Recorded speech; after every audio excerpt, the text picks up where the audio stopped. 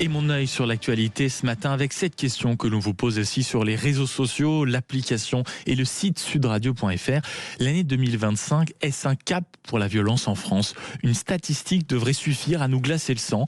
En France, aujourd'hui, il y a un meurtre ou un assassinat, écoutez bien, toutes les 8 heures. Ce n'est pas une formule télévisuelle, ce n'est pas non plus une exagération politique, c'est le constat froid, brut, presque clinique du service statistique ministériel de la sécurité intérieure. Sur 12 mois, 1268 homicides ont été recensés.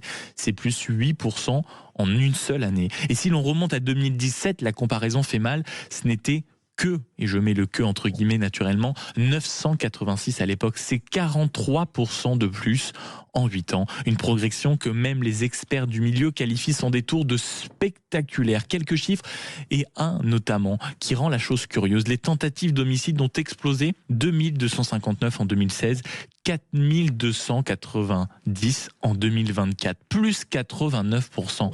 Une tentative d'homicide, rappelons-le, si cela est encore nécessaire, ce n'est pas seulement une agression grave, c'est une intention de tuer qui n'a pas abouti. Autrement dit, la même logique, la même bascule mentale et la même violence à l'œuvre, à l'exception près que la victime a survécu. Mais cette atmosphère, hélas, s'infiltre dans toutes les sphères de la société. Les violences intrafamiliales, par exemple, plus 5% en une année, plus 250 000 faits recensés, c'est 680 par jour.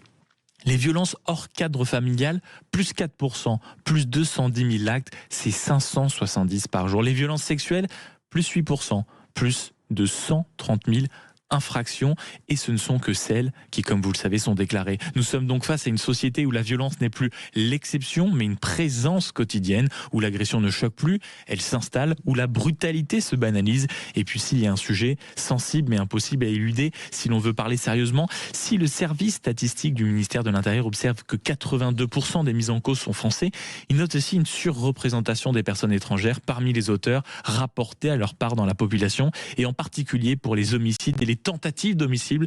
Dire cela n'est ni un slogan politique ni une récupération, c'est simplement décrire la réalité pour mieux la combattre. Fermer les yeux, hélas, ne protège personne. Nommer les problèmes, en revanche, permet d'agir. Dernier élément inquiétant, les enquêtes aboutissent beaucoup moins. Le taux d'élucidation des homicides est passé en quelques années de 80% à 65%, et pour les tentatives d'homicide de 84% à 68%.